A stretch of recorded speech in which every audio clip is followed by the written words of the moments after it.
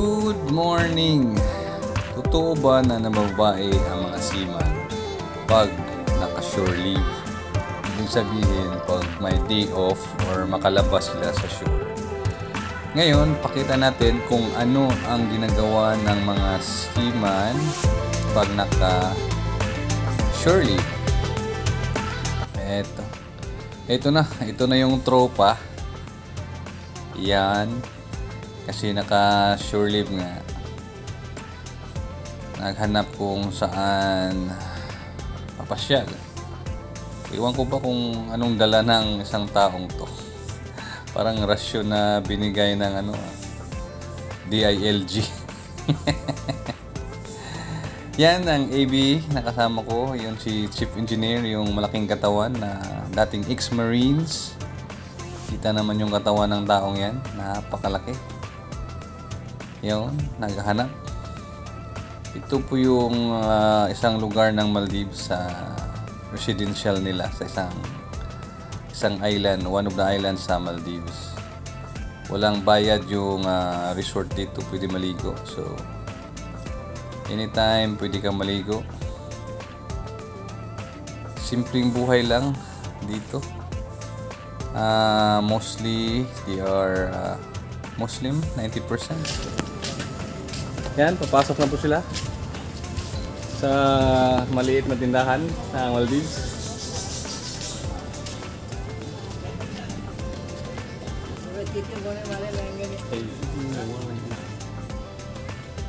Yan, may nahanap siyang sombrero. Maganda sa support ng kalbo. Wala price. 150.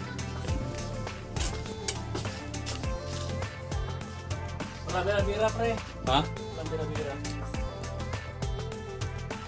You have here for fishing? No, only this. Only this one, huh? No small hook? No.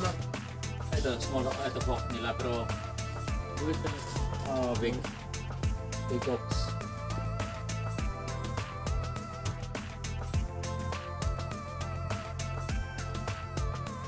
Tayo po ito yung pa kung bira tayo. Gagawa tayo.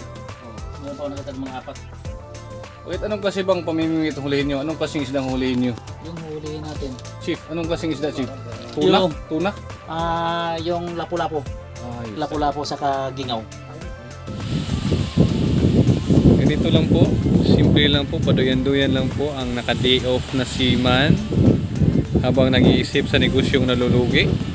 Ang negosyo niya ay tilapyahan. Nasunog nung isang taon. Nasunog ang tilapyahan. Ang palaisdaan ay nasunog.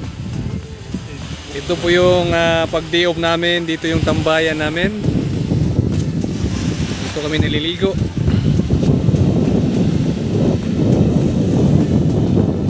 Sa Maldives.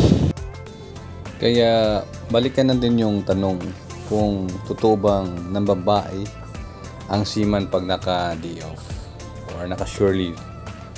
Tingnan nyo naman mga guys. Ang ginagawa, maligo sa dagat. Wala.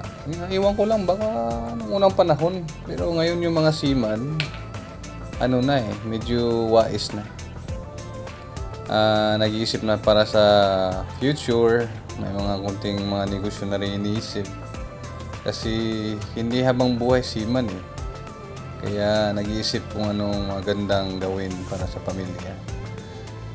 Ganito lang ginagawa namin. Yan, ang huli ng mga alimasag. Ewan ko kung anong klaseng trip to. Yan, ang huli ng alimasag.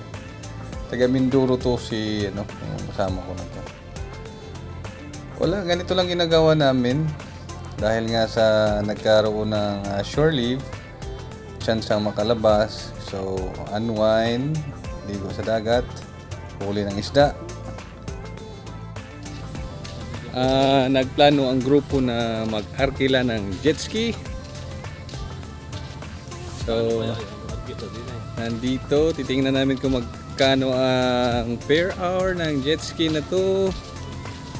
Para subukan ng grupo jet ski liquid water sports.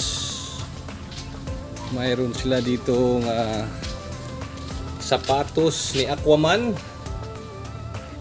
Hindi namin alam, wala namang bantay dito. Ganito dito, walang bantay. May wakeboard. Kung sinong gumamit ng wakeboard. Hindi pala pwedeng mahuli doon. Itik na, natin mahuli. Meron pala dito. Ano Chip, gusto mong mag-arkila ng jet ski? Ito magkano to? Wala namang bantay, so di natin malaman kung magkano ang price. Pwede natin dalhin to. Ganda sana mag jet ski pero walang bantay, so uwi na lang kami sa bahay. May munting tindahan. Mayroon na kunting tindahan dito. My friend, how much jet ski per hour? No idea? Okay.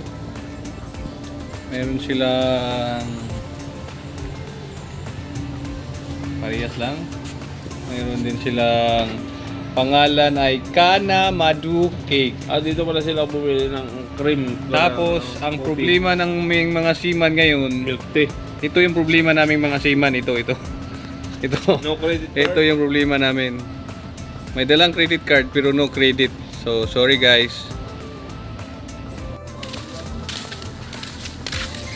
Dito naman yung mga tinatawag na Divers Lodge, Maldives. Pwede kang mag-arkila. Divers Lodge, Maldives.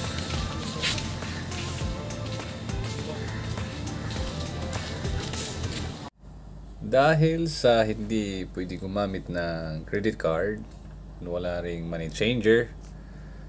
So, ngayon, balik na kami sa tugboat. So, back to the reality.